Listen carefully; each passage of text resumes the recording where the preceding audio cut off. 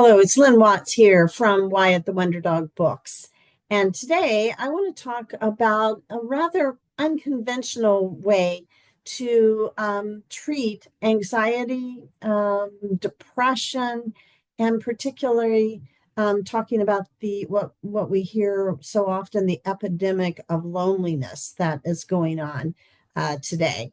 And before I launch into that, I just want to remind you to subscribe to my YouTube channel. And if you do that and hit the notification bell, then you will receive an alert each time I put out a new video, which is usually 2 or 3 times a week. So thanks for watching today.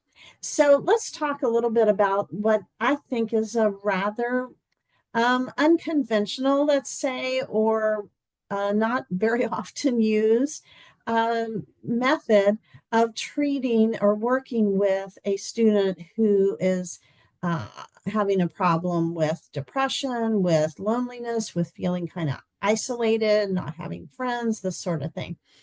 And so this actually comes from a particular study that was done. And let me tell you what the study was called.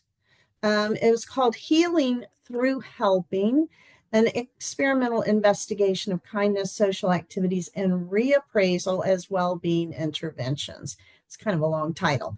It was done in 2023, okay, and it was published in the Journal of Positive Psychology. All right, so basically what they said, just to summarize it for you, is that for the most part, when working with someone who is suffering from those particular problems, we use cognitive behavior therapy.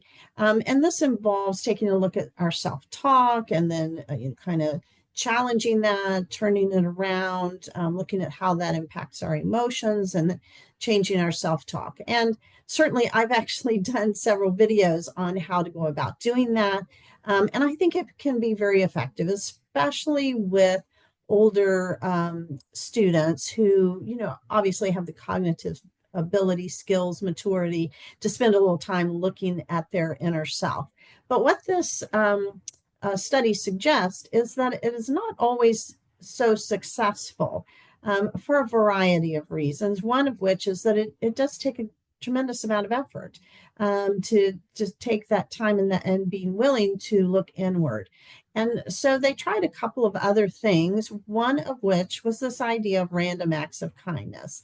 And basically, all it involves is what you think of as random acts of kindness. That is, they gave the person a assignment of doing some kind things for another person and on a regular basis, and then took a look at how that impacted their feelings of depression, of isolation, and anxiety. So let me just tell you exactly what they were had to do. They were assigned. They had to perform 3 random acts of kindness on 2 days of the week. So these could be big or small. It just needed to be something that could benefit others or make them feel happy, typically at some cost to themselves. And by cost, we don't mean financial cost, of course, but just that you had to put yourself out there a little bit to do that. And so why would that be helpful? And they go into some detail about what I just talked about, that in order to use cognitive behavior therapy, you have to have some motivation and some insight and willingness to keep working at it. It takes a long time. It takes a while for that to have an effect.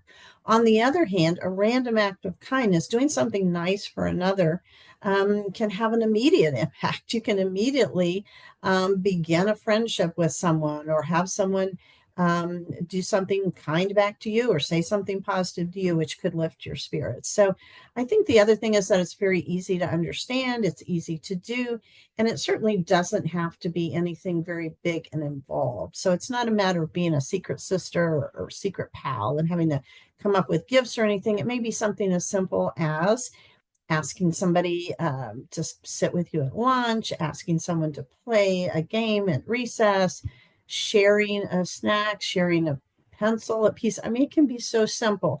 And I think you can certainly help a child come up with some ideas for this. But the idea that it's assigned, that you must think of three things, and I would recommend pre-planning this. I'm not just saying come up with something, but rather say, let's talk about specifically what you could do. And then obviously there is some follow-up to see how that worked and what was the outcome of that. Like most things in counseling, it takes some time, I'm sure, to see some really good results on it. But at the same time, I think that there can be immediate feedback, whereas some of our challenging our thoughts and so forth, it might take a while to really see a good effect of that. So I would actually recommend sort of a combination of the two, not one or the other, which is how they did it in the study, of course, to sort things out. But it is certainly a rather unique idea that I think counselors can easily use in working with children who are experiencing either anxiety, especially depression and loneliness. So I hope that's a new idea, perhaps, or maybe an old idea, but pulling it up to the forefront of being able to use it and working effectively with young children. Thanks as always for listening.